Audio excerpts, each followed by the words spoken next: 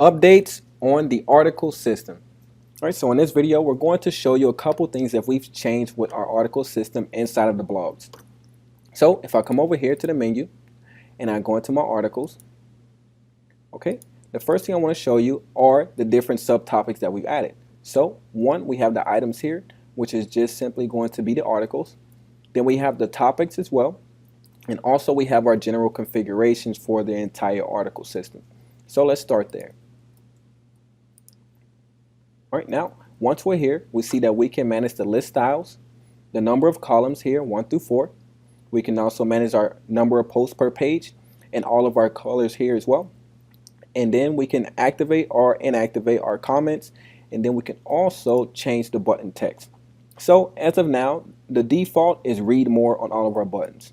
If we wanted to do something simple as read about it here, okay, for example purpose, and click on save.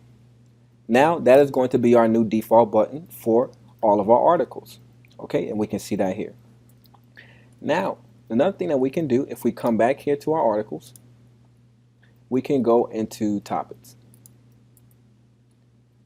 Now once we're in topics, like before, we can go in and add a new topic. You can also, once you have topics here, delete them as well and manage the content.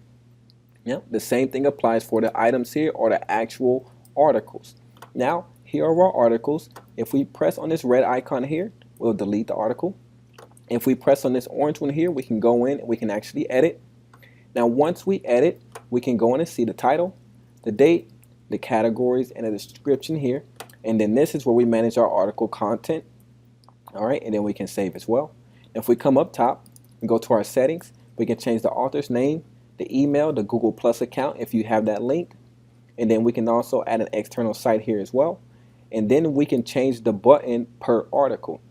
So we've changed our default button, which was read more at first. Now we have read more here. Now we can change the button for this particular article. So maybe I want to do a video and I want to put watch here. So now this article will have its own specialized button, and if we want to put a video, we actually created this little checkbox here. Select here, and then we can enable a video instead of using our image. So we can upgrade or upload from either YouTube or Vimeo, and we just simply copy and paste the URL right here in this box and save.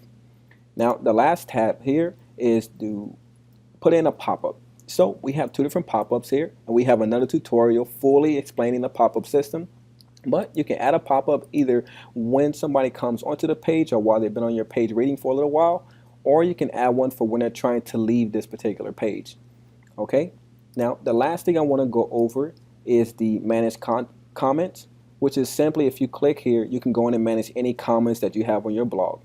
All right, thank you, and I will talk to you in another tutorial.